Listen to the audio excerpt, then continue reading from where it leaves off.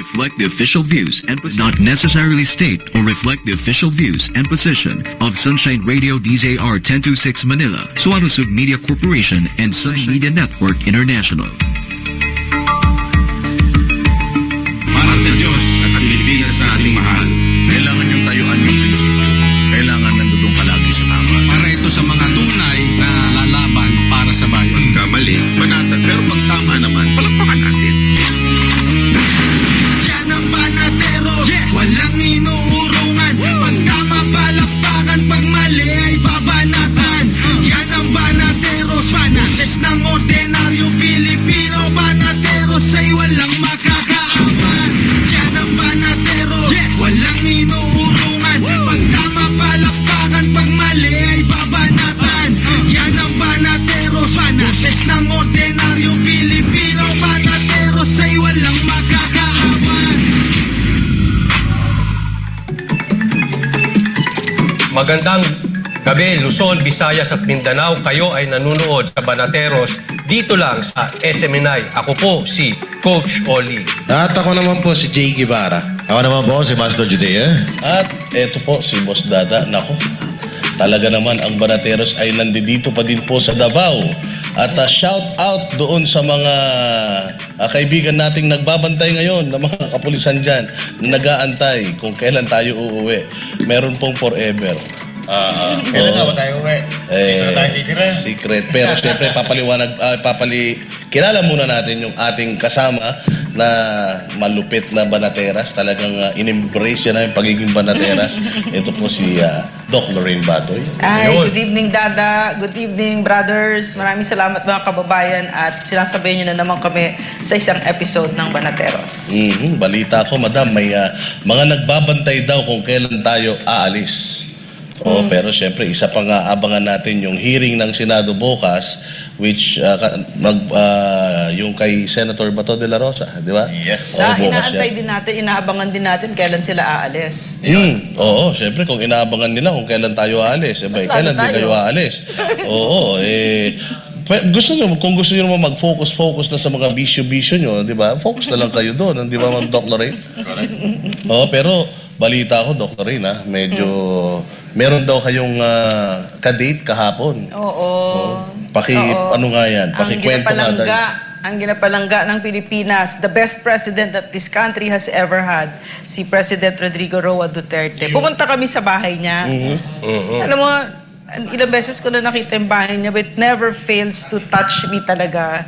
Nakikita ko talaga yung thoughts ko. Ito ang bahay ng isang taong, isang lingkod bayan na nagsilbi ng faithful sa Pilipino at hindi nagnakaw sa Pilipino. Napakasimple ng bahay ni President Duterte. At saka talaga, biro mo, he had that chance, meron siyang oportunidad na magginakaw ng trillions, katulad ni Bongbong Marcos ngayon. Pero hindi niya ginawa. Nagsilbi siya ng maayos sa Pilipino. Can Bongbong Marcos say the same thing? No, he can't. He can't say the same thing. No. Unang-una pa lang, mainit na talaga si Ma'am Lorraine, no? Hindi kasi every time na makikita mo talaga kung gaano kapayak yung pamumuhay ng mga Duterte, tapos kaliwat kanan ang atake sa kanila ngayon, na tila mo sinasabi nagkakamal sila ng limpak-limpak na pera mula sa pondo ng gobyerno, kasi may drugs pa, yung free gate. Kung makikita mo kung ano ang klase ng pamumuhay meron si PRRD dito sa Davao, considering na naging presidente na siya, payak na payak pa din. Diba? Boss Dada, yan ang totoong leader. Yung siya, simpleng pamumuhay, pero yung buong syudad ng Davao, mayayaman. Hindi katulad dun sa iba, mansyon ang bahay, pero yung nakapaligid, yung syudad nila, mga mahihirap, mga squatters, di ba? O naku, alam naman natin kung sino-sino yung mga yan. Pagka gano'n ang sitwasyon, kurakot yan, sigurado. At saka yung natatawa ako na itong mga magnanakaw na nagsasabi na sila PRRD, mga Duterte ay may ninakaw, hindi nila masyado sinasabi yan, di ba? Kasi hindi talaga didikit yon. Alam nila, hindi katulad nila, scratch lang tayo ng konti. Kung makikita natin mga magnanakaw sila, at saka yung mga nagkikriticize tungkol sa drug war, hindi nila sinasabi na 88%, fully 88% of Filipinos approved of PRRD's drug war. It was highly successful. At saka ito mga sobrang criticize sa drug war ni PRRD, ni magpa-drug test, hindi nila kaya. Tama. Follicle Yan drug eh. test. So, bakit? Diba? So ito kasi, Doc Lorraine, sa tingin ko nakikita ko dito, this is bitterness. Kasi hindi nila kayang lagpasan or pantayan man lang yung pamumuno or serbisyong publiko na inalay ng mga Duterte, lalo na ni President Duterte. Ito ang tunay na pamantayan na paglilingkod sa bayan. Kumbaga yung napakataas ng bar na sinet ni PRRD. Kaya instead of pantayan nila or lagpasan nila yung mga nagawa ng mga Duterte, syempre, criticize. Kung hindi nila kayang pantayan kasi, ang gagawin nila dyan, sisiraan sila. Oo. Di alam niyo ano kasi yan, yung ibinabato nila na issue sa mga Duterte, katulad niyan, yung tungkol dyan sa bahay ni PRRD, dinadivert lang ho nila. Dinadivert nila na kesyo, ano lang daw yan, propaganda lang daw, o ano lang daw ng mga Duterte yan para kaawaan ng mga tao. Pero yun po ang totoo dahil alam naman natin na estilo na ho ng mga anti-Duterte yan na idinadivert nila yung issue sa kanila, yung issue nila idinadivert nila sa mga Duterte. At alam mo pa na pwedeng ma-impeach si President Marcos kung siya ay mapatunayang gumagamit pa hanggang ngayon. Kaya siguro, takot siyang magpa-drug test. Dahil dalawa lang yan guilty siya o hindi siya guilty. Kung hindi siya guilty, magpapa-drug test. Kung hindi ka guilty, ayaw mo sa drug test kasi pwede kang matanggal. Pinapa-impeach nila si VP Sara pero posibleng mabaligtad to. And malaki ang opinion ng taong bayan na siya ay positive dahil takot nga at 10 ng kanyang mga sundalo ay takot na takot sa drug test. Nako, ano ba yung sinasabi ni Cathy Binag? 10 out of ilan ba? 22 ba? Something like that. Cabinet secretaries. And I think this is something that we should take very seriously. Yung allegation ni Cathy Binag, yung whistleblower, na sinabi niya na 10 out of 22 cabinet secretaries. Yung current, ma'am? Yung current, sitting. Oh my gosh. Sitting. So, ibig sabihin, ang ating bansa is in really grave danger. Kasi di naman siguro nuclear physics yung alam nyo na kapag ka drug addict ay walang mabuting magagawa ang isang drug addict, lalo na sa Pilipinas. No? So, seryosohin natin yan. At kasi ang ginagawa kasi ng Marcos administration at yung mga alipores nila, hindi nila pinapansin si Cathy Binag at hindi nila pinapansin ang drug allegations ng President at hoping it will go away. Mr. President, this will not go away. You have to address it. We know that because you're a very weak person, you're a weak man, you have no character, you have no spine, you're so used to people covering up for you all your life. All your life, nakarating ka sa mga pwesto na matataas kasi dahil lang sa pangalan mo. Pero sa totoo, wala kang talagang sariling accomplishments. And everywhere you went, you could do your nasty things, your nasty habits with people covering up for you. But now we are talking about the presidency and the Filipino people will not back down kasi ang pinag-uusapan na natin dito ay ang aming bansa, ang at sinisira mo na ang Pilipinas. At sinisira mo na ang Pilipinas, no? At dahil dyan, meron tayong balita, naniniwala ang mga dating opisyal ng gobyerno at ang kampo ng Kingdom of Jesus Christ na dapat nang magsalita at magpa-drug test si Marcos Jr. sa gitna ng mga aligasyon na gumagamit ito ng illegal na droga. Sabi nila, dapat sa pagpapadrug test kung talagang hindi totoo ang mga aligasyon na isa siyang drug user. Si Margot Gonzales magbabalita. Hanggang ngayon, isang nakabibinging katahimikan pa rin ang sagot ni Marcos Jr. si issue ng umano'y paggamit niya ng illegal na droga. Kahit nga ang mismong pamilya niya, hindi siya tuwirang maipagtanggol sa isyong ito. Sa viral video na inilabas ng online political commentator na si Maharlika, kitang-kita ang kamukha ni Marcos Jr. na humihit-hit ng white powdery substance. Si Cathy Binag na expert di umano ni dating Congressman Tony Boy Florendo, binanyag naman kay Maharlika ang manoy mga drug session ni Marcos Jr. Sinasabi na mga drug user ay praning, balisa at wala sa tamang pag-iisip. Kaya daw sirain ng isang drug addict na pangulo ang bansa. I went to Dr. Google, WebMD, and according to this regarding cocaine addiction, ang nakalagay po dito is, if you are a long-time user, it might cause long-term changes in brain chemistry. and it will make it harder for you to think, sleep, pay attention, remember things, and make decisions. And reaction time may be slower. Hindi maliit na bagay ang cocaine addiction, Mr. President, kung sakaling meron kang ganyan. Kasi ang buong cognitive functions mo, lahat yan, wasak. Pag-iisip mo, judgment mo, your memory, your learning ability, your perception, you can really destroy our country, and in fact, that is what you are doing. Ayon naman sa mga abogado, isang impeachable offense ang paggamit ng illegal na droga. Ibig sabihin, maaring mapatalsik sa pwesto si Marcos Jr. dahil dito. Naniniwala po ako at naninindigan na ang paggamit na pinagbabawal na droga ay impeachable. Ito po ay betrayal of public trust, pagtaksil sa tiwala na ibinigay ng taong bayan sa isang opisyalis. Ang ekotibo po ang tagapagpatupad ng mga batas. Ibig sabihin po niyan, siya dapat ang nangunguna sa krusada laban sa pinagbabawal na droga at hindi dapat gumagamit. Hindi pa po tayo sigurado na siya ay gumagamit. Pero nakapagtataka po, bagamat nandiyan na ang mga ebidensya, meron pong video evidence, merong testimonial evidence si Cathy Binag, nakakabingi po ang katahimikan ng ating presidente. If we connect this likewise to his present acts, kasi baka sasabihin nila, anong ground ninyo?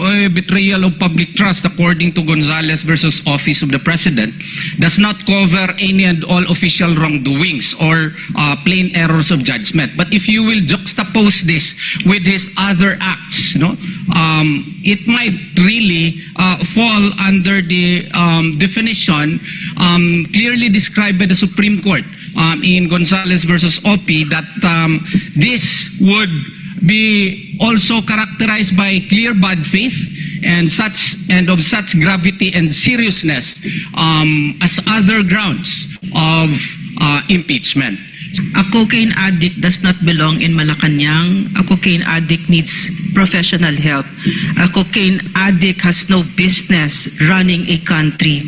A cocaine addict has to focus on his recovery. A cocaine addict has no business trying to manage the lives of 110 million Filipinos because he himself cannot manage his own life. Dapat nila kay Marcos Jr. magsalita na at magpa-hair follicle test para pabulaanan ang mga akusasyon na isa itong drug user. Panawagan ko, Mr. President, panahon na pong magsalita kayo. At kung pasisinungalingan niyo po yan, talagang ang pinakamabuting pamamaraan ay hindi lamang po sa pagsasalita, mag-hair follicle test na po tayo. Ginawa niyo namang minsan nung eleksyon na kumuha kayo ng urine test. Ang problema lang po sa urine test, at buti na lang si Dr. Lorraine Badoy, panandalian lang po, nawawala na ng trace. Kaya importante po, yung hair follicle test nang walang kaduda-duda ang resulta. Mas mainam na rin daw na sumabay na ito kay Vice President Sara Duterte sa pagpapadrug test. Matatandaan na nauna pang kumasa ang pise sa hamon ni Roque na pangunahan ng mga halal ang pagpapadrug test kasabay ng inihaing panukalang batas ni Davao Congressman Pulong Duterte na dapat magkaroon ng mandatory random drug test sa mga taong gobyerno. Mr. President, kung wala po kayong tinatago, bakit hindi kayo sumabay na kay VP Sara nang matigil na itong usapin ng di umano ay paggamit ninyo ng pinagbabawal na droga? Hindi po ito opsyon sa inyo dahil ang taong bayan po may karapatan sa impormasyon pag ito po ay ukol sa inyong estado ng pag-iisip na makakaapekto lalong-lalo na sa isyu kung mabubuhay o mamamatay ang sambayanang Pilipino. Ito yung masasabi natin na mas may bayag pa itong Vice President kaysa dun sa lalaki. No? So ito na po ang pagkakataon para ibandera ninyo yung mga resulta ng inyong hair follicle test. Ito na ang pagkakataon para patunayan ninyo yung na malinis po kayo, wala po kayong bahid ng droga sa katawan. Kasi kung talaga namang wala kang kinakatakutan, bakit hindi, actually, dapat nga, mag-suggest pa presidente kung pwede gawin nilang buwan-buwan eh. Diba? Ipakita. Ito na yung pagkakataon ng presidente na kasi kung talagang hindi siya gumagamit. Oo, ipagtanggol ang kanyang sarili. Correct. At ipakita sa taong bayan, hindi ako gumagamit at ito ay matapang kong haharapin. Pagkakataon mo na yan, President Marcos. Sakali anya na makapagdesisyon si Marcos Jr. na magpa-drug test, ay nakahanda naman ang SMNI na i-cover ito para matiyak na walang daya ang gagawin niyang pagpapatest. Para maging transparent, no? Ito, sa ngalan ng SMNI, kung sakali magdesisyon siya bukas, o kaya ngayon, na hair follicle test. Kasi ito, ino-offer din natin kay Vice President Duterte na live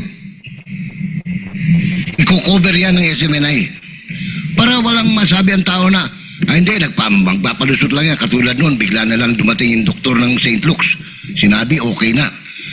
Ngayon, para walang duda, gawin niya yan public, i-cover natin live. Sukdulang abutin pa yan ng 3 araw.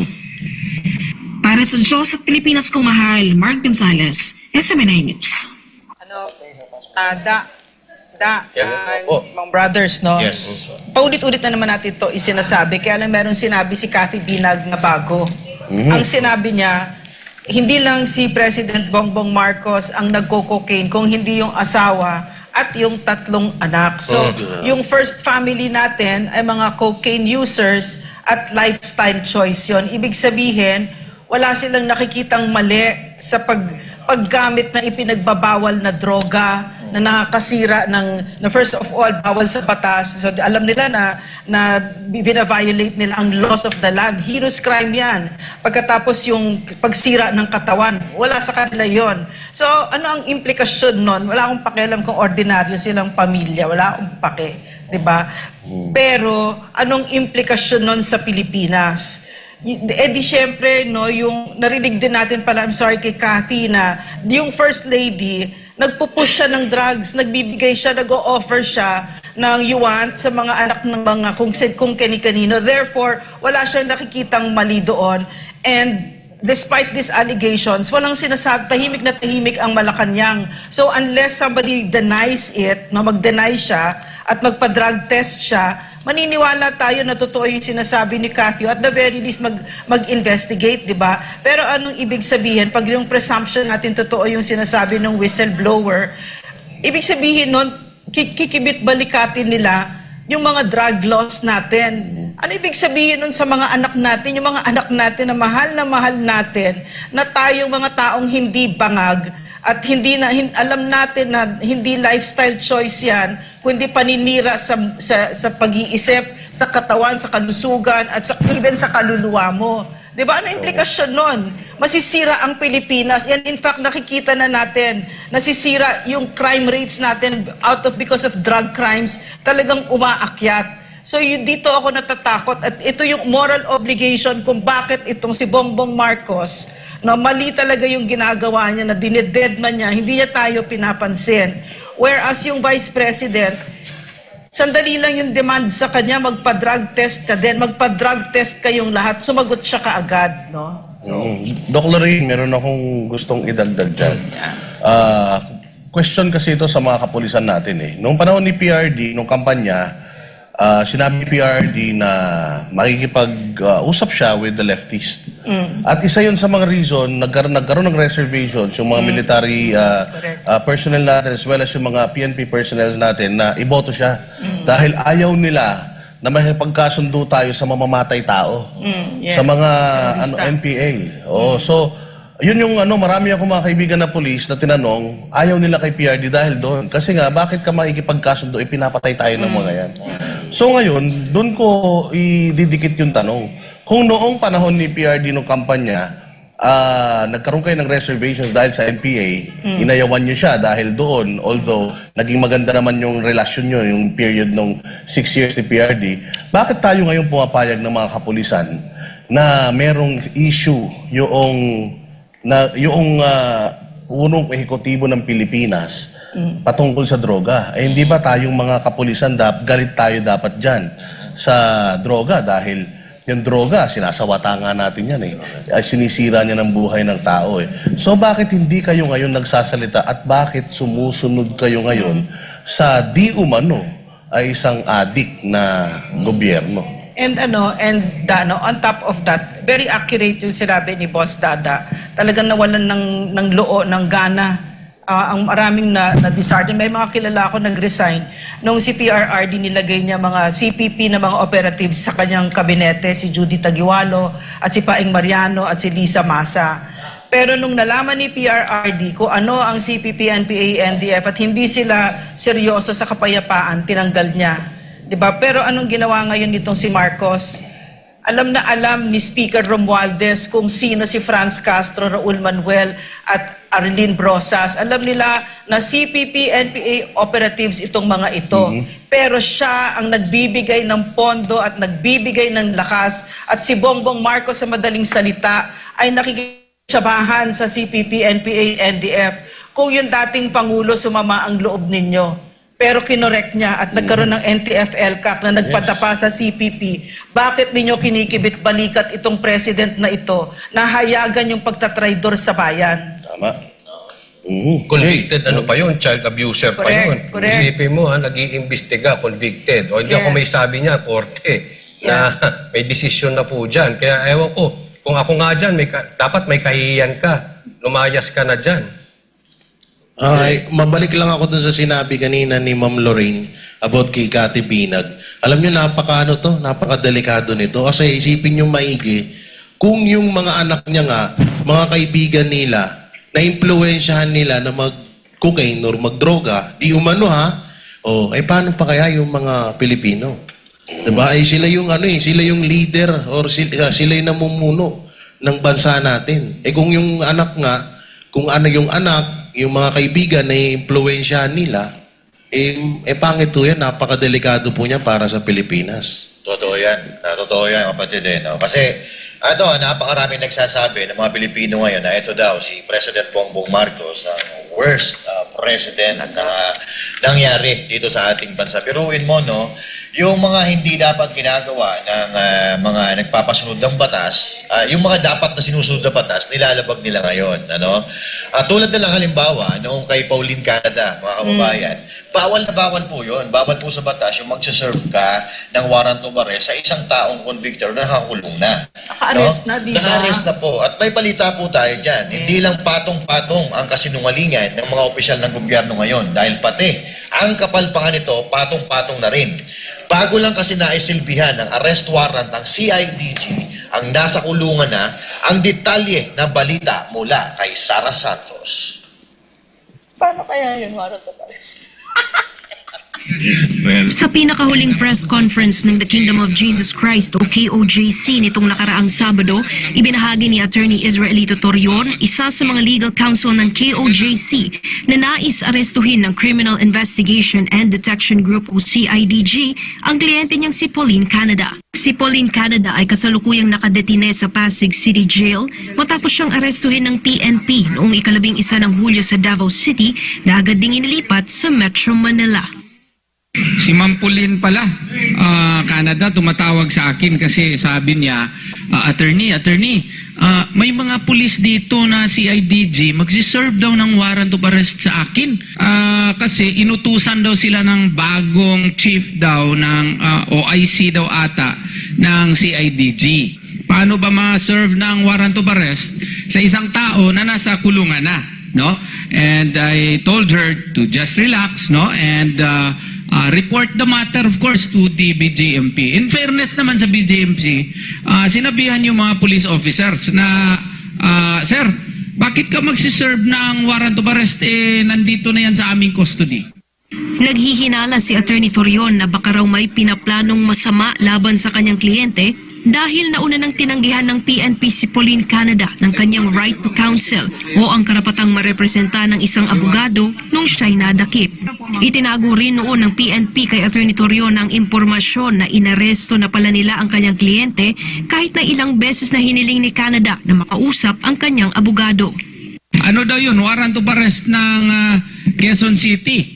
Oo, sabi ko, anong balak? Dadalhin ka sa Quezon City? Ang problema doon, bago lang kami nag-pre-trial, nag-preliminary conference marking sa Quezon City. Ang ibig sabihin yan, bakit kami mag-preliminary conference ng marking of exhibits kung wala pang jurisdiction yung korte? So, hindi na kailangan iserve yung warrant of arrest.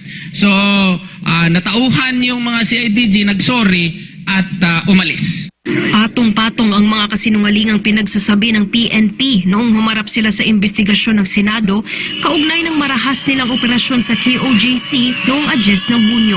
At kasabay nga ng mga inimbento nilang kwento ay ang kabi-kabilaang ding kapalpakan ng kanilang hanay. Jumbling of errors, no, ang nangyayari.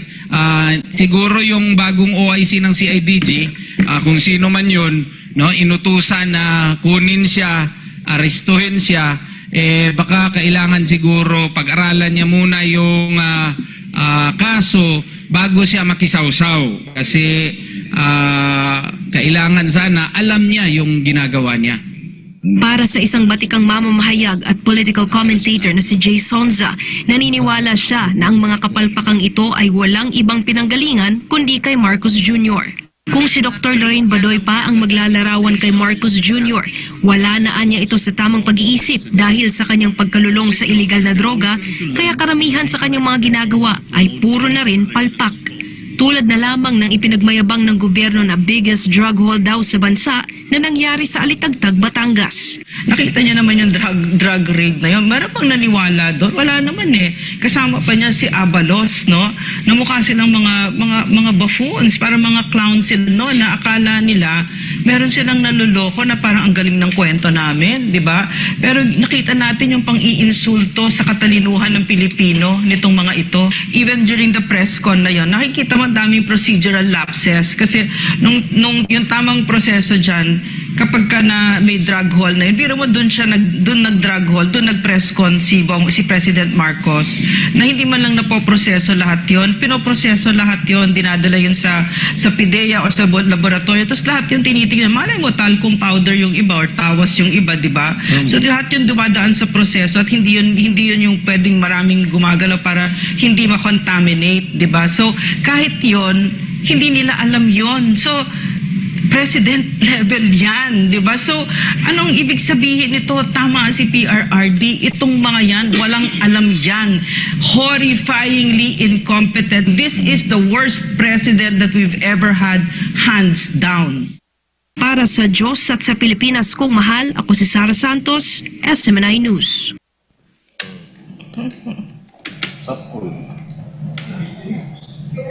Okay. Alright. Nako, talaga naman grabe ang galit ni Doc Lorraine Badoy doon sa ano na yun. Alam mo, sa totoo lang minsan pag pinapanood namin yung mga sarili namin sa replay, hindi namin alam na nasabi namin yung mga salita na yun. O hindi namin pinagpaplanuhan halos lahat ng mga sinasabi namin dyan eh.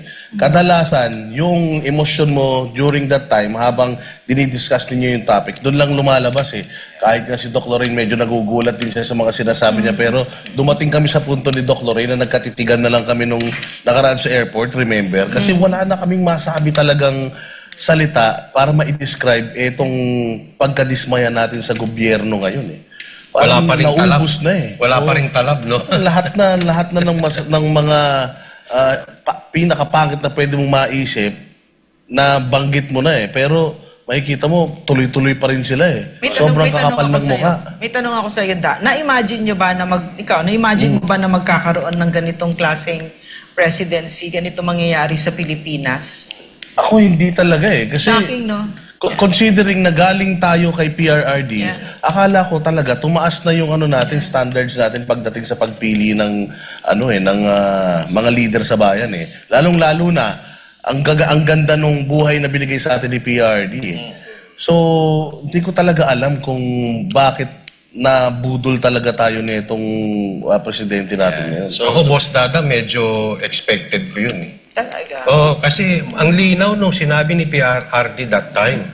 Meron nagtumitira dyan sa jet.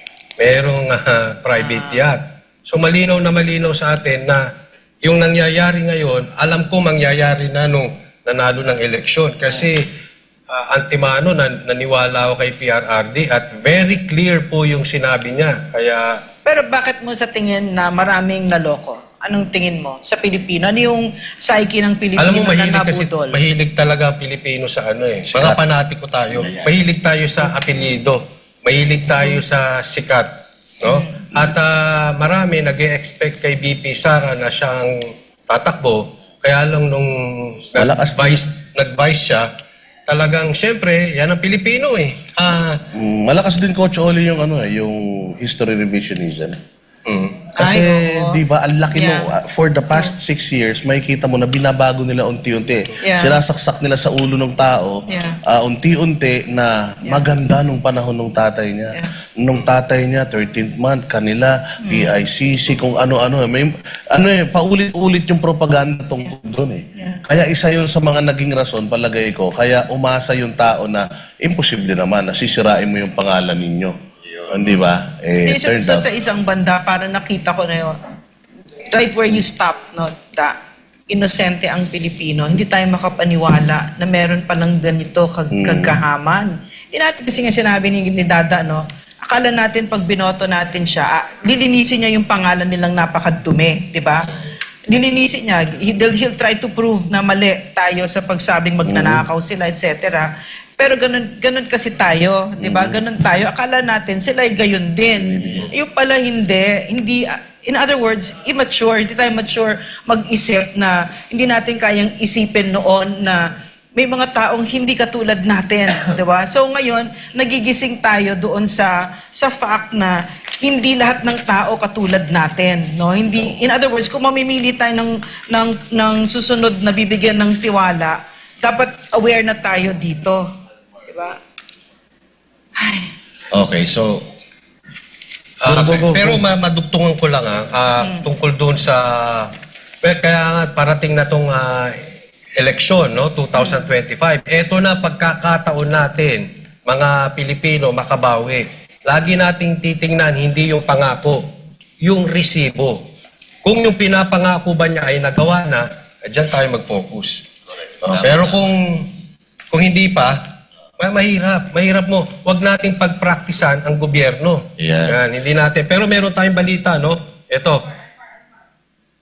Sinisingil na umano ng Amerika ang Marcos administration matapos na itong matanggap ang reward money para sa ikadarakip ni Pastor Apollo C. Kibuloy. Dahil dyan, hindi nakataka-taka kung bakit atat na atat ang kapulisan na papasukin ang mga religious compound ng KOJC. Kayong matagal nang wala sa mga nasabing lugar ang butihing pastor, si Almar Forzuelo sa report. Mag-aapat na dekada na mula nang maitatag ang The Kingdom of Jesus Christ o KOJC na pinamumunuan ni Pastor Apollo C. Kibuloy. Noon pa man ay hindi na bago sa kongregasyon ang mga kapagsubukan na talaga namang nagpatatag dito sa paglipas ng panahon. Bukod sa pagiging popular at pinagpala ay malaki rin ang papel na ginagampanan ni Pastor Apollo at ng buong KOJC sa aspetong pangpolitikal dito sa Pilipinas. Sa membership nito na nasa mahigit 7 milyon sa buong mundo, hindi na may pagkakaila pa na kaya nitong magpanalo ng mga politiko tuwing eleksyon. Kaya naman kung inggit at inggit lang din ang pag-uusapan, marami ang pwedeng makaramdam nito laban sa butihing pastor. Isa na sa mga pasok sa listahang ito ang Amerika. Noon pa may sinabi na ni Pastor Apollo na walang magandang naitulong ang Estados Unidos sa mga Pilipino. Tutol din ang butihing pastor sa mga base militar ng Amerika dahil nag-iengganyo lang ito ng giyera sa ibang bansa. Kaya upang matigil ang pagdami ng mga Pilipinong namumulat sa katotohanan at upang makontrol pa rin ng Amerika ang politika dito sa Pilipinas, balak nitong patahimikin habang buhay ang butihing pastor. Kung matatandaan, matagal nang isiniwalat ni Pastor Apollo na ang nasa likod ng patong-patong na kaso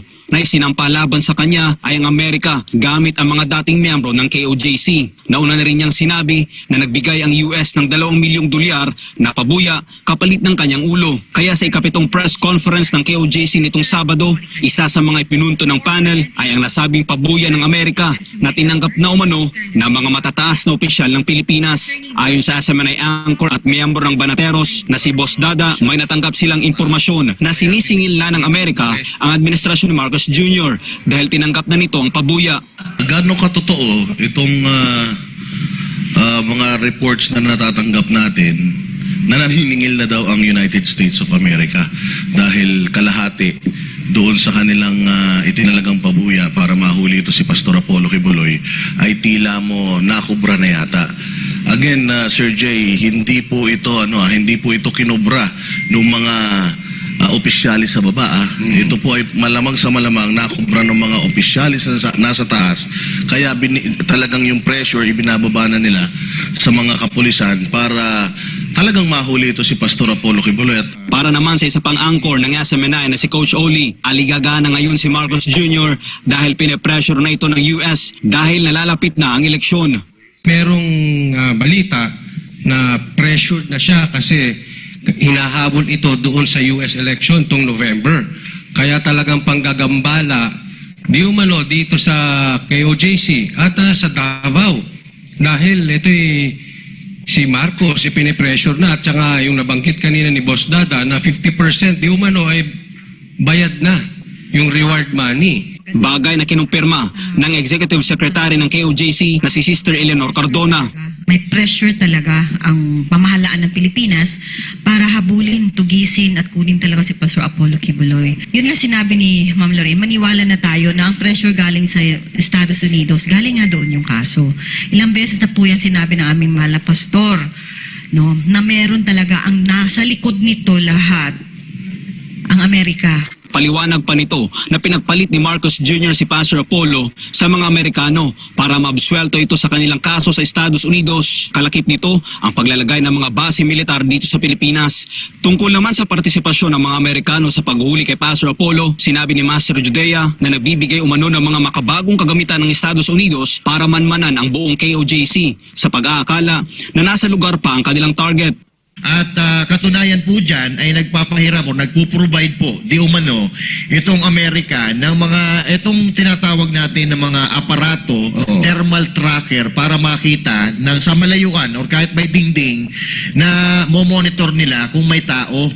Ito po yung paraan nila. Mga drone-drone, no? Yan yung mga drone-drone po na dapat ay ginagamit sa mga terorista, sa matinding gera. Etong ginagamit nila ngayon na di umano ay katulad ito ng ginamit sa pag-track kay Bin Laden, Sir Jay. So,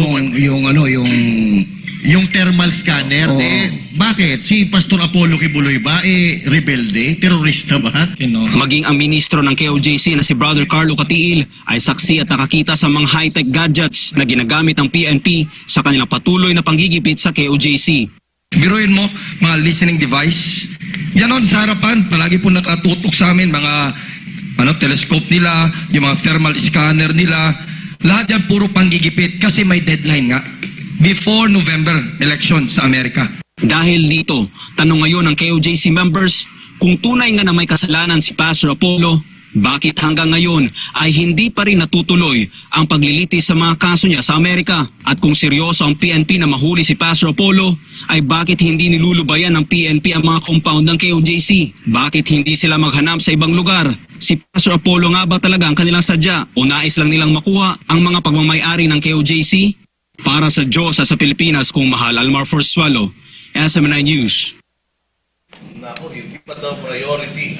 Si Pastor Apollo Kibuloy ng yan. Pero lahat ng mga gamit na kami. Ay, nako, sorry. Ako nag-English pa naman. Oo. English pa naman yung sinabi ko. Pero katulad ng sinasabi natin, hindi pa daw priority si Pastor Apollo Kibuloy na itong lagay na to. Samantalang sino lahat. Sino nagsabi nun? Ay, syempre, ang pinakamagaling na RD11 na kaibigan mo daw. Kaibigan mo daw pala yun eh. Oo. Beshi. Walang niya. So, Beshi mo pala yun. Yak, hindi. No, hindi pala Beshi. Hindi pala priority si Pastor Apollo. Hindi pa paano kung naging priority pa. Ayun na nga, kaya nga doon tayo nagtataka. Ginagamit itong mga high-tech na mga gadget na ito sa isang pastor. Alam nyo kung dinalan nyo ito sa Maynila, nahuli nyo lahat ng pusher dyan. Itong mga listening device ninyo, itong mga... Ang dami nyo mahuhuli ng mga kriminal sa Maynila kung doon nyo gagamitin. Sa totoo lang. Correct. Bakit nyo kailangan dito gamitin yan sa Davao City, lalo dito sa Kingdom Compound? Alam nyo, sa sama ng ugali ninyo, ha? Kadayawan Festival ngayon, supposedly, ang buong Davao nag-celebrate. Pantakim nag-celebrate ang Davao, tapos itong Kingdom of Jesus Christ, aligaga.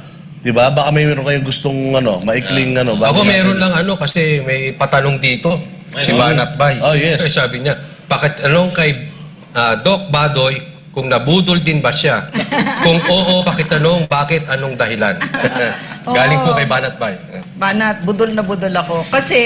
Kasi nung nagtrabaho ako kay PRRD, nakita ko, madali na lang pala ito. Kasi promise niya madali ako maloko. Napakadali, ganyan ang love life ko. So, sinabi niya, kasi nakita ko kay PRRD, parang inayos. Tsaka the whole time na nagtatrabaho kami kay PRRD, yung endpoint lagi namin sinasabi, para pag yung susunod na administrasyon, madadalian na lang sila. Diba? So, inaayos namin na yung susunod, they'll just pick up where we left off, tapos tuloy-tuloy, di ba? Tapos pinangako ni Budol Man, sinabi niya na continuity, di ba? Sinabi niya ganon. Tapos, si Vice President pa, sinabi pa niya na binigay niya yung imprimatur niya, sabi niya yung recommendation niya, di ba? Kung boboto kayo sa akin pero hindi niyo bobotohin si Budol, huwag niyo na lang akong botohin, sabi niya ganon, di ba? So doon ako nagkamali, Banat, doon ako nagkamali. Hindi na ako maniniwala kahit na sino pa yan, kahit na si VP pa yan. Gusto ko na mag-drug test siya at gusto ko makita yung resulta. So yun ang tingin ko, yung sinasabi ni Dada kanina na mahilig tayo tawag doon? Meron tayong mga idol gano'n, yes, diba? fanatiko. Mag-idol kayo siguro sa ibang bagay, wag sa politiko. Correct. Wag mga sinungaling yung mga yan. At syempre, meron tayong ngayon, breaking news. Meron tayong video na ipapakita. Lunes ngayon So usually pag Lunes, nagpa-flag ceremony, flag racing yung mga ahensya ng gobyerno. At alam naman natin na mainit ngayon dito sa Davao. So meron tayong video na ipapakita sa inyo, flag ceremony dito sa Camp Katitipan yata ito. Ayan, pasok. Ang benchmark ng 3-minute response. So tapos na yung issue dito. Ang isang malaking issue ngayon ay ang mga kritisismo na tinatanggap ko mula dyan sa mga taga-KOJC. Diretsuhin natin. I have experienced the ridicule that they are hurling at us. Yan, kay Lorraine Badoy mismo, personal. Isang metro ang aming pagitan. Kilala niya ako dati. Ngayon, hindi niya ako kilala, hindi niya nakita, nakasama ako sa mga tumatakbo dyan. Pinababayaan ko lang sila. Na-criticize, kawawa raw mga pulis, wala pang tulog, wala pang kain, pinapatakbo ng kanilang general, dyan sa harap ng KOJC. Ito sasabihin ko sa kanila, hindi niyo alam, kasama ang general sa tumatakbo dyan. Kaya hindi lang ako nagkikilala because kung anong suot ng aking mga pulis, at anong dala ng mga pulis? May isang kumbatlo din akong dala. Pati Armalite, pati headgear. Pareho kami. Tayo mga pulis, alam ko hindi kayo naapektuhan dyan sa sinasabi lang kawawa ang mga pulis, palaging pinapagod ng kanilang general. Hindi. Tamad lang sila. Kaya hindi na alam kung paano kumain sa tamang pinagpapawisan. Kasi ang leader nila ay kumakain sa pinagpawisan ng iba. Ano ang kritisismo? Sabi nila, meron tayong checkpoint dyan malapit sa kanila. Kaya nahaharas sila. Bakit ang mga taga-airport hindi naman nahaharas? Bakit ang mga hotel sa harap hindi naman nahaharas? May mga kondo sa harap at yung isa nating checkpoint doon sa kabilang dulo ay sa harap mismo ng gate ng isang napakalaking warehouse. Wala naman tayong reklamong naririnig. At noon pa man, dati nang may checkpoint dyan, high school pa ako, pag kami ay napupunta rito sa Davao para sumakay ng aeroplano, dahil dito ang regular na trips, wala pa dati ang Johnson Airport, palagi na may checkpoint dyan, noon pa man, rough road pa yung sulog, padada, kaya 4 na oras ang aming biyahe mula General Santos. May checkpoint na yan dyan, late 80s, mid 80s, I say. Unli-lies talaga to si Torre. No? Unli-lies. Sinungaling. Nuknukan ka ng sinungaling. Wow. O, Doc Bado, yung pisahan mo ng... Liar. Best friend mo daw, best friend mo daw. Ano pala you're hurling at him. Kakatoka tayo dahil ang dami ng sinungaling niya, di ba? Okay, sinabi niya na magkaibigan kami or something, katrabaho or something. Totoo yun, sir. Magkatrabaho tayo during LCAC. And I did admire you when you were still in your right mind. Talagang, but now, with your speech, it's a speech of a very desperate leader. Nagpapaka-leader ka. At when you, nung panahon na ina-admire kita, I really think maybe you were a leader. But now, you're such a liar. At parang inaakyat mo yung moral ng mga tao mo. Sila, hindi mo sila maloloko. Alam nila nakakahiya yung ginagawa mo. Yung inuutos mo sa kanila na meron, at alam nila, sir, hindi sila bobo. Katrabaho ko yung mga yan. Alam nila na yung supposedly leader nila sinungaling. At yan ang hindi dapat ginagawa ng isang leader. At lalong, anong ibig mo sabihin na nagpapa-impress ka na nag-jogging ka? Sir, runner ako, nag-New York Marathon ako, 42 kilometers. Alam ko yung Camp Katitipan at saka dyan, wala pang 5 kilometers yun. Ano pinagmamalaki mo? Nasabi ko nga sa kanila, ganun lang palang, bagal-bagal. Di dapat nakitakbo din ako. It's not impressive. Don't try to impress us because you ran with your man. You should be running with your man. At lahat ng kahihiyan na pinapagawa mo sa kanila, talagang dapat gawin mo at pangunahan mo. Nakakahiya ka kasi tinatanggalan mo ng dangal ang ating mga kasundaluhan, ang ating mga kapulisan. So, huwag ka magpapanggap na inspiring ka, hindi ka inspiring, nakakahiya ka. Ako! Sige, ikaw naman. Mamaya pagkatapos mo ha. Pila-pila. Galit ha. Bakit ka naka-disguise? Sumama ka na rin lang sa kanila. Di sana nagtanggal ka na ng maskara mo. Kung proud ka pala So yung sabihin, hindi ka rin proud sa pinapagawa mo sa mga tao mo kasi kasama ka na naka-disguise Isa pa, sinasabi mo na ang si Pastor Apollo Kibuloy ay kumakain galing sa pinagpagura ng iba. Tingnan mo kung anong meron ng Kingdom of Jesus Christ.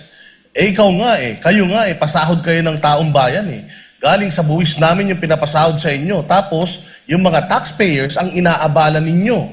Kami ang mga nagbabayad ng mga pasahod ninyo, sabi nga ni PRD, pati brief ninyo, pati mga kinakain yung medyas ninyo, galing sa taong bayan. Tapos taong bayan ang tineterrorize ninyo. Akala nyo siguro itong Kingdom of Jesus Christ hindi member ng ng society at ng Davao Hindi po. Ito pong mga to ay mga Pilipino din. At every time na nakikita nila na ginagawa niyo yung kalokohan jogging nyo na yan, terrorize nyo po sila. May mga bata po dito, estudyante, mga matatanda. Araw-araw na ginagawa po ninyo yan. Natiterrorize po sila yan. At kaya mo ginagawa yan, hindi kayo para mag-exercise. Kasi para takutin talaga yung mga tao dito. Hindi naman tanga mga Pilipino Kung sa tingin mo, yung mga kapulisan na kausap mo naniniwala sa sinasabi mo, dream on. Banas na sa'yo yung mga yan, sigurado ako. Pinahihirapan mo sila at ipinapahiya mo sila. So parang sinasabi mo na nakasama ako dyan. So, ano ngayon? Dapat lang naman talaga ginagawa niyo yan Sa totoo lang Ang dami pera ng PhilHealth, ninanakaw ng gobyerno. So pera namin yung ginagamit ninyo para sa araw-araw na pamumuhay ninyo. Kaya dapat pinoprotektahan nyo kami. Hindi nyo kami dapat tinatakot. Tsaka he doesn't even have the courage to admit what those checkpoints are for. He's trying to pretend that those checkpoints are for the airport, for the people of Davao, when in reality, it's really to harass and intimidate yung KOJC. But you don't even have the courage to tell the truth, General Torre. You're lying up face to face with your men and women, the men that you are ordering and supposedly leading. Matagal, ngayon lang nagkaroon ng checkpoint dito. At saka yung airport, medyo malayo yun. Hindi yun dito. Nung 80 sa kabila yun. Akala mo, sir, nanloloko mo ang Pilipino. Iniinsulto mo ang katalinuhan namin. Correct. At hindi lang kami dito, kundi ang mga Pilipino, na sinasabi mo sa pagsisinungaling mo na yung checkpoint na yon ay para sa kabutihan ng taong bayan dito sa Davao. Pero ang totoo, hinaharas mo kasi yung takbo mo hanggang dito lang eh. Wala pang 2 kilometro dun sa harap ng KOJC. Diba? Tsaka yung checkpoint na yon, matagal, years, wala yun. At yung sinabi mo, 1980s nung high school ka, wala pang KOJC dito. Mariose. Wala pang airport dito. Nasa kabila pa yung airport Yes, yung lumang airport, correct. O sinasabi niya hindi nagre-reklamo yung mga tao. Ano ka? Ang dami na naming mga nakakausap dito na bisita sa checkpoint nyo. Ang traffic na dahil sa kaka-checkpoint ninyo. Sa speaking of, Boss Dan, at mga kasama, speaking of doon sa hindi daw nila hinaharas itong mga taga-KOJC, ano po yung ginagawa nyo na nag-video ka dyan sa mga harap, gumagamit pa po kayo ng mga nakasibilyan, ng mga kasama ninyo, hindi po ba pangharas yun? Ito po ba, sabi kasi niya, hindi naman daw nahaharas yung mga may-ari ng hotel, hindi naman daw nahaharas yung mga nasa airport. Ang tanong dito, binivideohan nyo ba yung mga taga-airport? Binivideohan nyo ba yung mga taga-hotel? Hindi naman. Dinodrone nyo ba? Dinodrone nyo ba yung mga hotel? Kagabi nga, merong drone dyan na naman na palipad-lipad. So hindi totoo yan na hindi nyo hinaharas. Kasi natural, hindi magrereklamo yung mga taga-airport kasi hindi nyo naman sila binivideohan. Hindi magrereklamo yung mga taga-hotel kasi hindi nyo naman sila binivideohan. Tanging KOJC lang ang binivideohan nyo. Ang dami naming dito, ebidensya na gumagamit pa kayo ng mga girlfriend pa ng mga pulis or mga nakasibilyan na kasama ninyo para mag-video. So, hindi po ba natin matatawag na panghaharas po yun? Ito po ay unrealized talaga. Kung niloloko po nyo, yung mga kapulisan, yung mga junior officers ninyo, yung taong bayan hindi po kahagat yan. At unang-una po etong pagja-jogging nyo po dito sa harap ng KOJC, nararapat po ba yan? Tama po ba yan? Napakalawak po ng kampo ninyo dyan. Tapos dito, nagkukos kayo ng traffic sa kalsada. Doon sila mag-jogging, pababa naman. Bakit lagi papunta rito sa KOJC?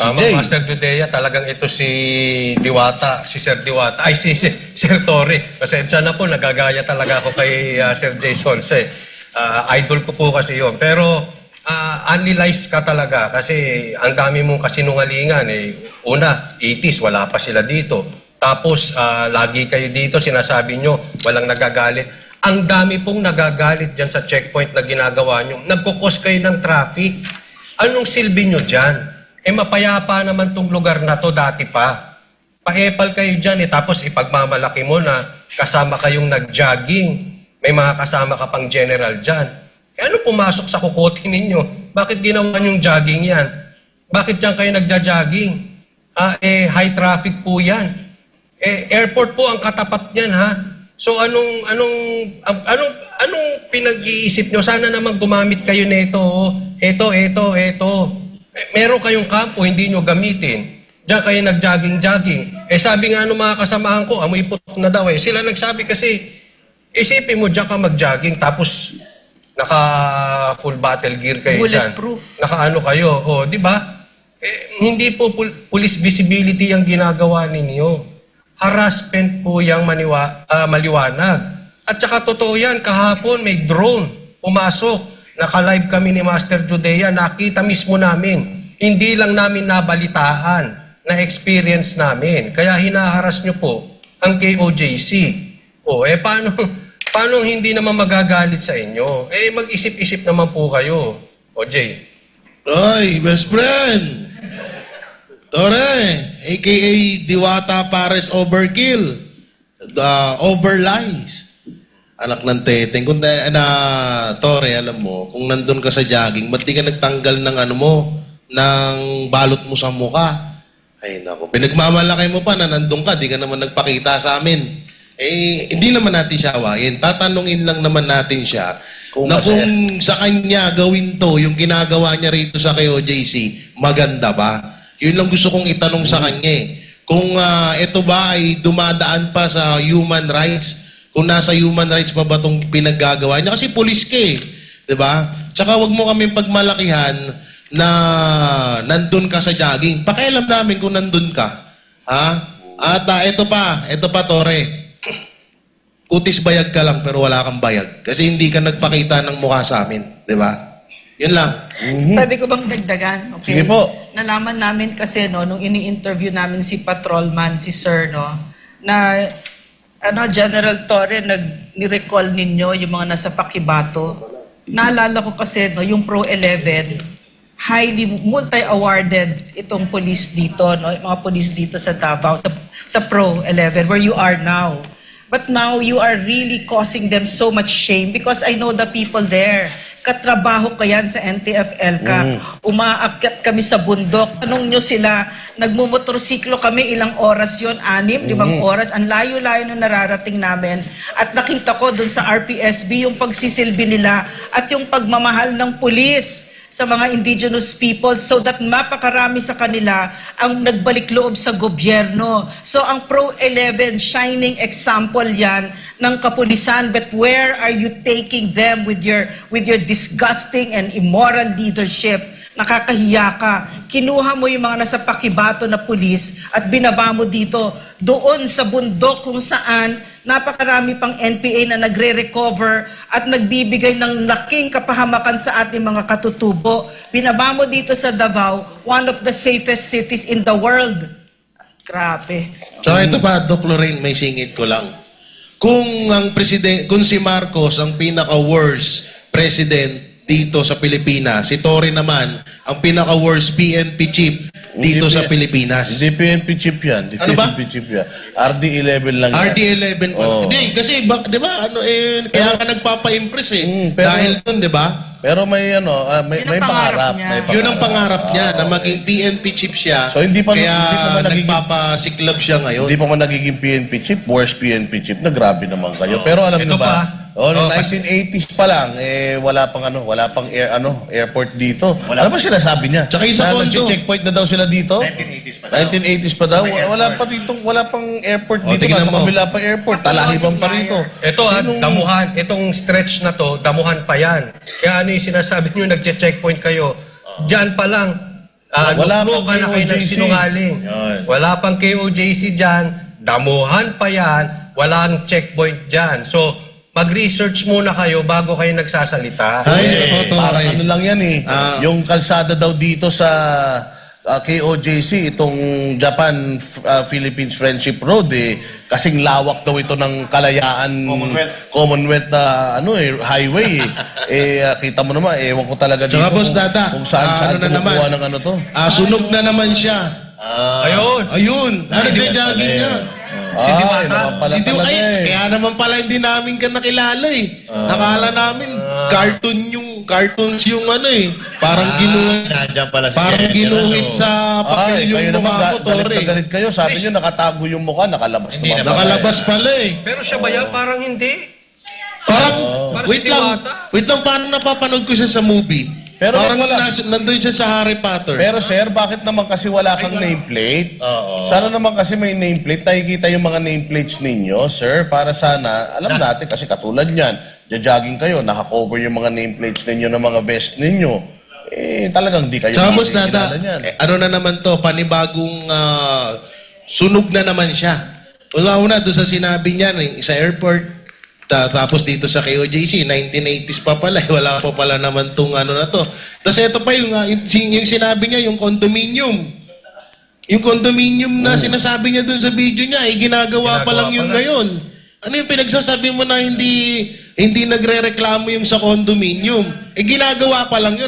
Anong nakatira dun? Multo? Hindi, tsaka isa pang tanong, bakit huminto na yung pagpapajogging mo, sir? Kondisyon na ba sila? Ready na ba sila kaya pinahinto nyo na? Kasi ilang araw yun, no? Ilang araw dire-diretso na apat na araw ng dire-diretso nagpapajogging kayo. Pero bigla nyong pinahinto. Bakit nyo biglang pinahinto? Pero Boss Dada, sa tingin ko mas maganda nagtakip na lang sana siya ng mukha.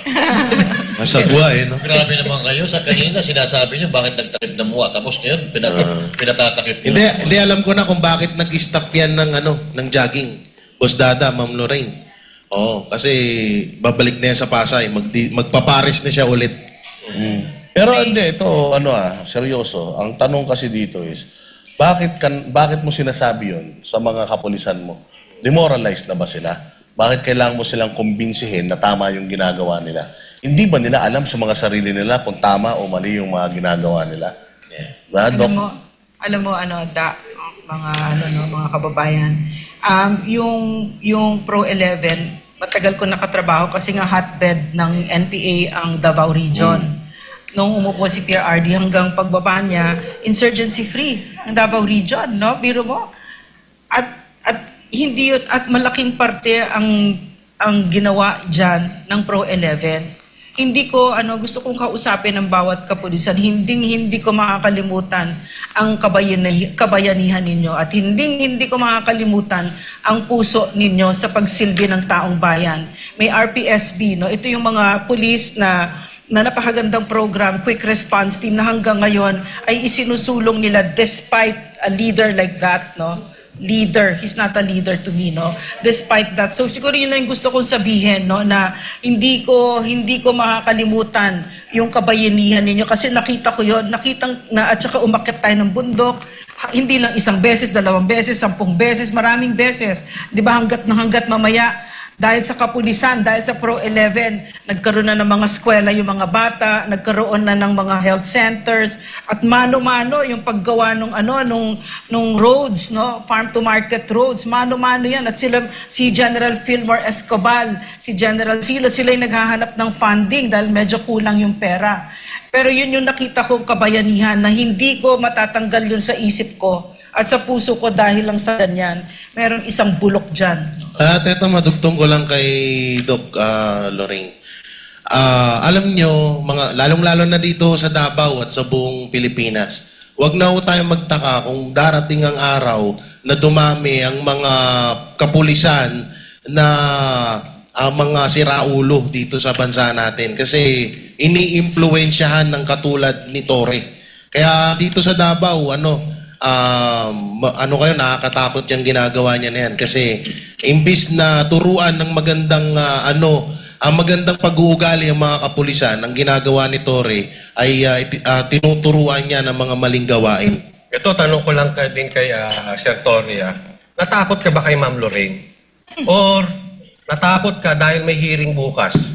Kasi hininto niyo yung jogging eh. Dapat kung sa tingin niyo tama yan, maganda yan, dapat ginagawa nyo. Bakit kayo nahinto? Kasi alam ninyo, mali yung ginagawa ninyo. Nakakahiya yung ginagawa ninyo. Or, yun na nga, natakot kayo kay Ma'am Lorraine.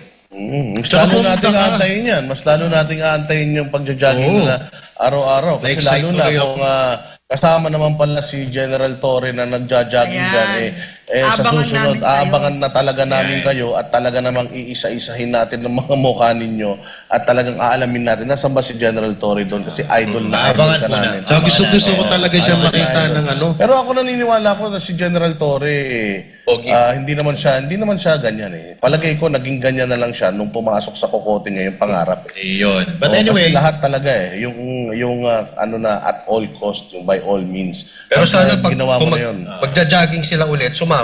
Kasi baka mamaya, alam na babantayan siya, hahanapin siya, bibidyohan siya, baka hindi na sumama. So wag mong ipag-jogging yung mga tao mo dyan kung hindi ka lang din kasama kasi magmumukha kang ningas kugon. Tsaka ito, may hamon ako. Torre, i-try mo na mag-jogging ka mag-isa. Tignan mo kung di ka mukhang tanga. Alright. So ito lang nakakalungkot kasi bakit kailangan pa magsinungaling, di ba? Na obvious naman.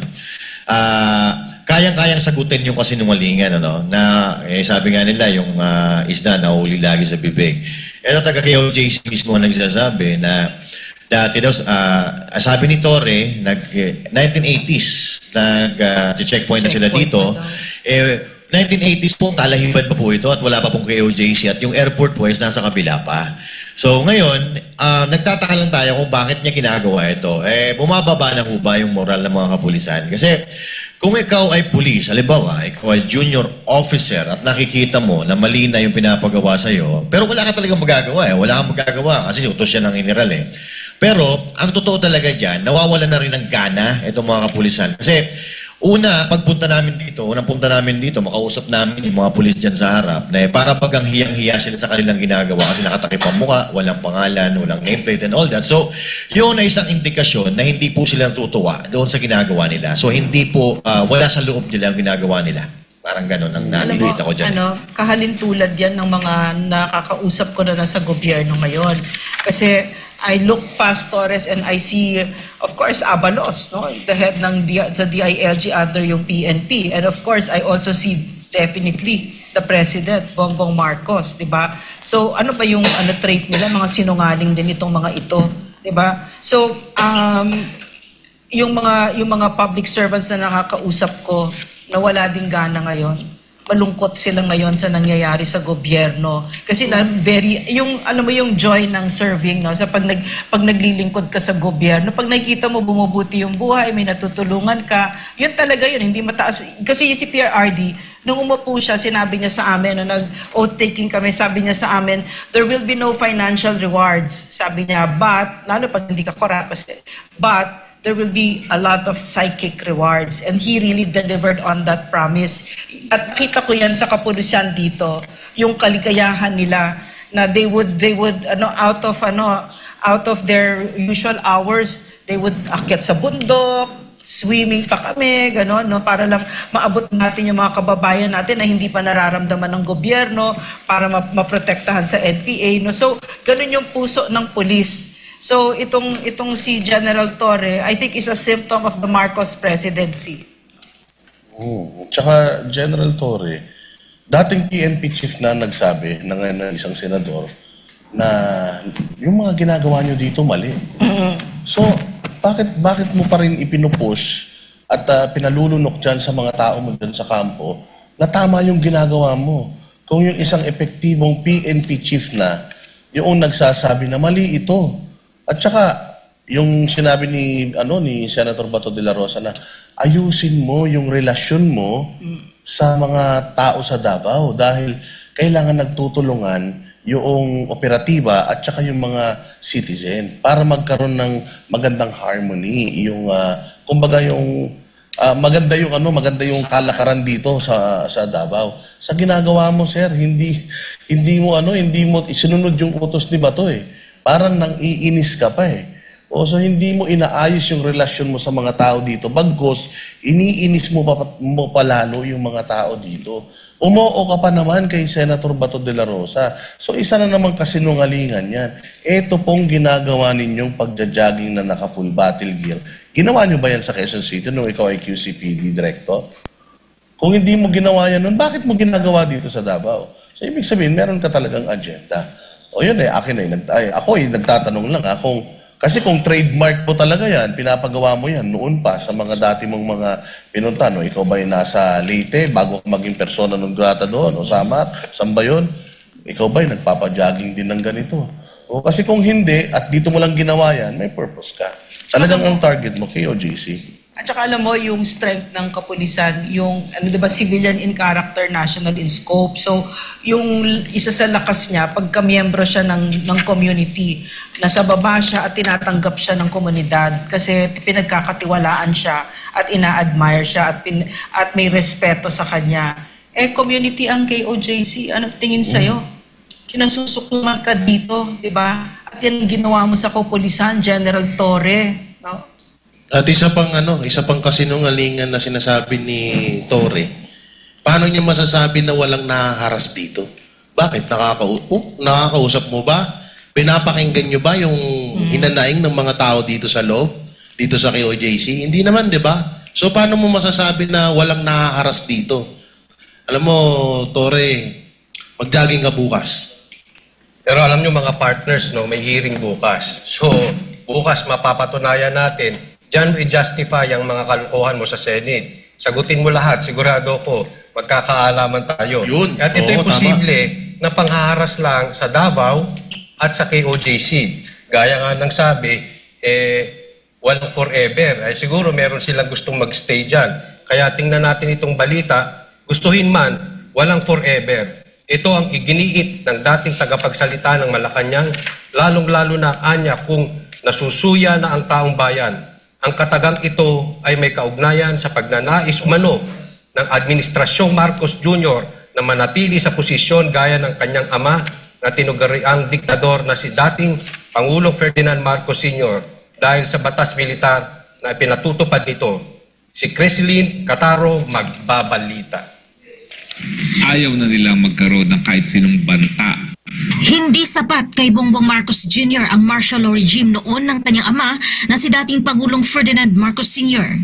Ito ang tahasang sinabi ni former presidential spokesperson Attorney Harry Roque sa pinakahuling KOJC press conference. Aniya, ngayong nakabalik na ang mga Marcos sa pinakamataas na posisyon ay ayaw na nilang bitawan ng kapangyarihan. Simple. They want forever again. Ayaw na nilang magkaroon ng kahit sinong banta sa kanilang pagnanais na forever Marcos again. Professor, I have to remind you, according to the movie, walang forever. Oo nga. Yan ang dapat nilang malaman. Pero Attorney Harry, man, walang forever, lalong-lalo na kung nasusuya na ang taong bayan. Kaya naman, ganoon na lang katindi ang obsesyon ng kampo ni Marcos Jr. laban sa mga tao na sa tingin nila ay hadlang sa kanilang politikal na ambisyon. Obsessed sila. Sinabi ng SMNI anchor na si Master Judea, kasama na rito ang obsesyon ng Administrasyong Marcos Jr. na siraan at pabagsakin ang mga Duterte, particular si dating Pangulong Rodrigo Duterte, na tila may playbook silang sinusunod, lalo pat mayroon ding upcoming election sa susunod na taon. At isa pa po sa tingin ko na nakikita natin na kung bakit obsessed sila sa mga Duterte dahil ito po mga Duterte ay ang natatanging sagabal sa kanilang mga dadaanan. Kasi alam naman natin na hanggang ngayon, kahit si PRRD ay wala na sa kanyang katungkulan, ay mahal na mahal pa rin ng mga tao. Batid niya ng mga Pilipino kung ano ang ginawa ni FPRRD kung saan ipinadama ng dating Pangulo sa mga mamamayan na mayroon tayong presidente na masasandalan. Hindi katulad ngayon na hindi nga natin nakikita, hindi natin naririnig ang ating presidente. Kaya ito po ay isang pamantayan ng mahinang leader. Dapat lahat po ng issue na mayroon tayo dito sa Pilipinas, dapat hands-on ang mga leader natin. Katulad nga ng nangyayari ngayon, hindi po nila alam kung magkano presyo ng mga bilihin. Kasi ikaw ba naman, 64 pesos. Hahati-hatiin mo yun sa 3 meal. Aba, pabangag-bangag na talaga tayo niyan. Bukod pa rito, patuloy din ang isyu sa umunoy pagpapapasok ng International Criminal Court o ICC sa bansa para imbestigahan at arestuhin si former President Duterte. Sa pagiging obsessed din ng Administrasyong Marcos Jr. sa mga Duterte, ay mapapansing paulit-ulit lang ang mga kasong ibinabato o itinuturing ng mga recycled cases laban kay Vice President Sara Duterte. Katulad na lamang ng issue sa 125 million pesos confidential funds at ang plano umano na impeachment laban sa Vice-Presidente. Kasama pa sa kanilang playbook ang pabagsakin ng SMNI, buong kongregasyon ng Kingdom of Jesus Christ at si Pastor Apollo C. Kibuloy na kilalang malapit na kaibigan ni FPRRD. Walang tigil nilang sinisiraan ngayon ang reputasyon at karakter ng butihing pastor. Grabe po, sinisingle out lang po nila at talagang kitang-kita natin ngayon kung sino ang kanilang kinakaldag. Unang-una, KOJC, na alam naman natin na malapit sa mga Duterte. Ang bottom line po nito, Duterte po talaga bagsak. So ngayon, ginagamit po nila lahat ng kanilang mga resources, pati mga leader, o mga tao katulad ni Mr. Abalos, ni Mr. Torre, ni Mr. Marbil. Mayroon ding ikinakasang plunder case laban kay former President Duterte at kay Senator Bongo, habang pinipin down din si former presidential spokesperson Harry Roque dahil kritiko siya ng administrasyon. Sa kabila ng mga samot-saring paninira ng Administrasyong Marcos Jr., ay tiwala si Attorney Roque sa mga kataga sa Biblia na the works of the devil will not prevail. Patuloy din ang kumpiyansa ng dating palace official sa katalinuhan ng mamamayang Pilipino sa totoong nangyayari sa usaping politika sa bansa. We are Christians. We believe that God is our shepherd, we shall not want. And of course, naniniwala tayo that the works of the devil will never prevail. No? So, naniniwala rin tayo sa katalinuhan ng taong bayan na alam nila kung kailan naninira sila para sa politika lamang at alam nila kung anong katotohanan. Para naman kay KOJC Resident Minister Carlo Catiel, nakahanda ang Kingdom of Jesus Christ sa anumang posibleng mangyari at tiwala ang buong kongregasyon sa kapangyarihan ng Diyos Ama sa Langit. The beginning of this spiritual battle, this very moment, hindi po nagkulang ang Ama sa Langit. He is always with us, all the time, every minute, every second. He never leave us, nor forsake us, and we are prepared for the worst. Kasi alam po natin, yung patupad ng batas, hindi po sumusunod sa batas. Kami po dito sa Kingdom of Jesus Christ, we are prepared, we are ready po dito. Gagawin po namin ang lahat, at ang na po sa langit ang gagaw po sa the rest. As what the Word of God said in Psalm 46 verse 10, be still and know that I am God. Praise the Father. Para sa Diyos at sa Pilipinas kong mahal, Cresceline Catarong, SMNI News. Ayun na nga, babalik pa rin tayo dito sa mainit na issue ng si General Torre dito sa Davao. Kasi medyo naano ko dun sa sinabi niya tungkol sa checkpoint na wala naman daw nagre-reklamo. Ito ang tanong, General Torre, kung ikaw ba ay nagkakandak ng checkpoint, ano ba yung chine-check mo? Kasi bakit kapag galing dito sa Kingdom of Jesus Christ yung sasakyan na magdadaan dyan sa checkpoint ninyo, yung mga ibang mga sasakyan pinapaabantin nyo lang. Pero pag galing dito kay markado hindi, pinapahinto ninyo, pinapababa ninyo yung salamin. At ang pinaka nakakatawa dito, bakit nyo tinatanong kung saan pupunta at saan galing? Pwede ba yun? Pwede ba na tanongin nila yun, pribado na yun? Kung sakali man, kung saan ako galing, anong silbi nun sa pag-checkpoint mo? Kaya ito ako para sa akin paglabag talaga ito sa privacy harassment at privacy. Sa ibang bansa hindi pwede to, Dr. Rain. Actually sa Amerika nga kung ikaw ay tatanungin niya, pengi ako ng ID, hindi mo nga pwedeng ibigay yun hanggat hindi mo ipinapaliwanag sa kanya yung reason bakit mo siya hinihinga ng identification. At meron sila nga doon na meron nga sila doon yung rule na hindi ako obligado na sumagot sa mga tanong mo. Meron silang ganun doon. Ba't dito sa Philippines, kaya tayo na pag-iiwanan Kasi yung simple pagsunod na lang sa mga protocol, lalo na sa mga checkpoint, hindi pa natin kayang gawin. Your point is very important. Kasi sinasabi mo, I'm sorry.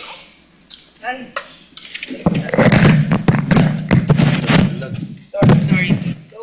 Gusto ko yung point ni Dada kasi sinabi niya rightly so na may mga batas, 'di ba? Diyan sa mga checkpoints, hindi bara-bara, hindi pwede kung ano lang feel ng mga pulis na nandiyan. At alam yan ng pulis, pero sila mismo nilalabag nila yung batas, 'di ba? Our law enforcers emboldened by this General Torre, no? Yung pagkaatat niya, no? At saka emboldened by Abalos, emboldened by this president, sila mismo ang naglalabag ng batas, 'di ba? So yun yung dinadaanan ng Pilipinas ngayon na ang president mismo very lawless, no? Siya mismo ang number 1 na naglalabag ng batas. So bakit pa tayo magugulat na bumababa, nagkakascade hanggang sa baba na ang message sa mga nasa gobyerno, pwede niyo labagin ng batas. Kasi ako mismo nilalabag ko. Hindi nga ako nagpapa-drug test Di ba? O, masusunod ako, di ba? Bawal nga, at saka yung SMN na yun, pinapasarado ko kahit wala akong binigay na rason, di ba? At saka kung ano, napakarami, hindi ko na alam kung saan ako magsisimula. In other words, a lawless president will really wreak mayhem and havoc and grief and suffering to its people, no? Which is what we are seeing right now. So ako, short closing remarks ko, General Torre, hindi po kami ang kalaban ninyo, ang kalaban niyo po yung mga kriminal. At ito pong Kingdom of Jesus Christ ay hindi nyo rin po kalaban dahil isa po itong community. 5 tao lang, 4 na tao lang yung hinahanap nyo. Mag-focus lang po kayo doon. Hindi po dapat na nadadamay yung kabuuan ng komunidad na ito dahil lamang sa pagnanais ninyo na mahanap niyo yung 5 tao. Lagi natin sinasabi, ang halimbawa natin dyan, isang barangay. Kung yung kapitan ng barangay merong kasalanan sa pamahalaan, yung buong barangay ba ang nagsasuffer? Di ba hindi? Ang nililitis lang natin at ang hinuhuli lang natin yung leader ng barangay. So hindi pa man po si Pastor Apollo Kibuloy nasisimulan yung kanyang kaso, parang tinatrato nyo na po siya na kriminal. Patas lang po, sir, kasi lagi nyong iisipin, kung ayaw nyong mangyari sa inyo, huwag nyo pong gagawin sa kapwa ninyo. Pastor Judea. Alright, so tama-tama yun. Super tama talaga yan, Boss Danny. But anyway, ito lang po sasabihin ko. Siguro kasi ito si General Torre, galit na sa atin or galit na sa mga member ng KOJC kasi araw-araw na kinikriticize. So, hindi po magkakaganito ang mga taga-KOJC kung hindi po nila nararamdaman na sila po ay talagang binabalahura. Okay? Hindi po nila gagawin ito, hindi sila magkikriticize o hindi kami magkikriticize kung maganda po ang ginagawa ninyo. Now, General Torre, nakikiusap po kami sa inyo na kami po ay hindi po kami lumalaban o mga taga-KOJC ay hindi po lumalaban sa inyo. Ini-exercise lang po ng mga taga-KOJC at aming mga Pilipino ang aming karapatan bilang isang Pilipino. So now, sana po gawin po natin tama ang ating pagpapatupad ng batas dahil ngayon po sa nakikita namin kayo dapat ay tagapagpatupad ng batas pero ang nakikita natin kayo po ang sa simpleng batas na dapat nating sinusunod kayo po ang lumalabag katulad po ng ginagawa na dyan na nagka-counterflow po kayo. So ang KOJC po, every member of KOJC kasama na rin si Pastor Apollo Siki Buloy ay gusto lang ng patas na pagtingin. Etong mga nandito sa loob gusto lang nila ng kapayapaan, katahimikan dahil dito napakabait ng mga tao dito sa loob. Bakit kailangan yung ganyanin? Tigilan nyo na po ang KOJC para matapos na po ito. Sir, nakikiusap po kami. Wala pong bawal na ginagawa dito. Wala kayong makikitang baril, wala kayong makikitang droga. Lagi silang nananalangin. Kahapon po nakalive po kami, nakita ninyo kung ano po ang ginagawa ng mga tao dito sa loob. So nakikiusap po kami. Itama na po natin itong mali na nangyayari. Maraming salamat po. Yun. General Torre, ang batas ay batas. Dapat hindi mo binabali yan at isa ka sa mga nagpapatupad niyan. Naiisip mo ba na pag dumating yung panahon na mga magulang na sabihan sila ng kanilang anak na, Papa, Mama, gusto kong maging pulis. At sa nakikita nilang ginagawa ngayon ng mga kapulisan, lalong-lalo na dito sa KOJC, sa tingin niyo po ba magiging proud ng mga magulang na maging pulis ang kanilang anak dahil nakikita nila ang pinaggagawa niyo dito sa Davao ngayon? Lalong-lalo dito sa Davao. Sa tingin niyo po ba masarap yung gusto nila na maging pulis ang kanilang anak at ngayon nakikita nila yung ginagawa niyong pangaharas sa mga tao ngayon? Sobran yung binaboy, sobran yung pinababa ang respeto ng taong bayan, lalong-lalo dito sa Davao at dito sa mga KOJC member, lalong-lalong ibinaba nyo ang tingin sa inyo ng mga kababayan o mga kapwa nyo Pilipino.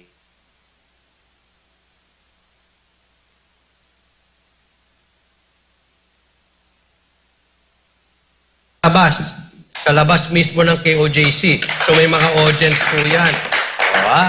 Abangan nyo yan, abangan ninyo. Baka surprise, hindi natin alam. Sana pumunta si baka si BP Sara, malay natin. But abangan po ninyo yan. Okay, so sana itong mga kapulisan natin, tandaan nyo po ang inyong sinumpaan. Hindi lang po sa inyong general, hindi lang po sa mga iilang politiko. Kayo po ay tagapagtanggol ng bayan na hindi nila kayang ipagtanggol ng kanilang sarili. Amen. Panahon na po para kayo ay manindigan. Ang dami na po nating problema at siguro once and for all, sumigaw na rin kayo. Drug test po para sa ating mga politiko. Iyan po ay kitang-kita, dinig na dinig nyo at damdam na damdam nyo na sigaw ng taong bayan. Kaya po sana, isigaw po natin yan. Panawagan po sa ibang reliyon, sa AFP, at kung saang-saang mga grupo pa, ito po ang ating isigaw, drug test. Kung kayo po ay hindi guilty, huwag kayong matakot. Ipa-drug test nyo ang inyong buong pamilya. Doc Lorraine? As of, from August 10 to 17, 24 reported deaths, ng mga bata na nawawala. Tapos hindi na natin din maibilang.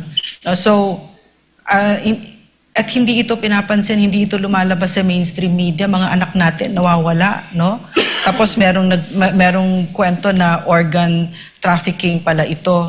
So, maraming nangyayari sa Pilipinas ngayon na nababalot tayo sa kadiliman. Hindi lang ang KOJC. Hindi lang ang KOJC.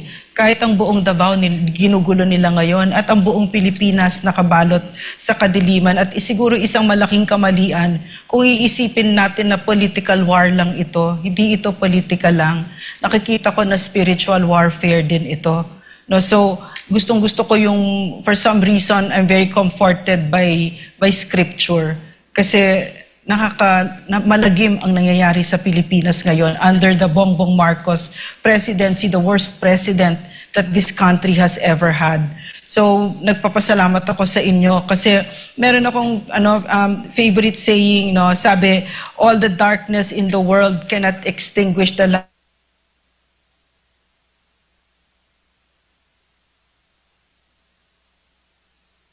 naman hindi din kayo magsalita, di ba?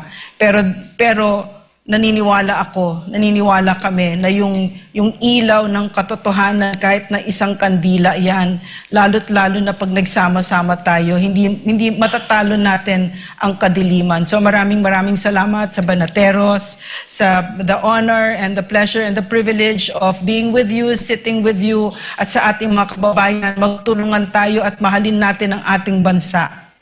Yun, palakpakan natin.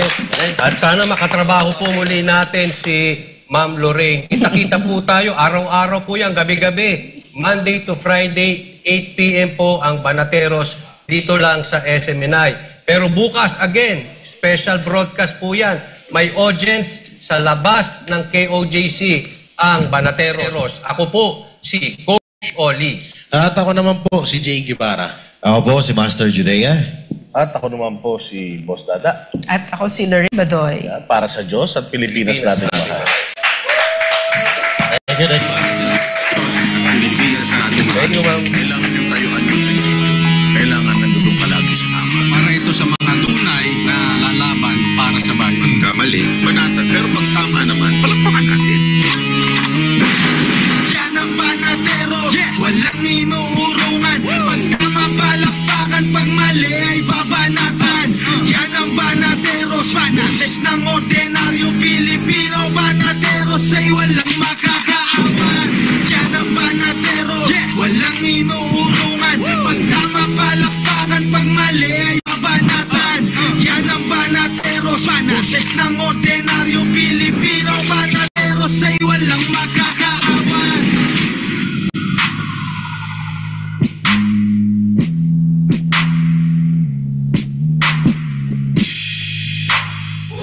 Subscribe to SMNI News Channel and turn on the notification bell to keep you up to date. Also visit our official social media accounts and join our community on Viber and Telegram.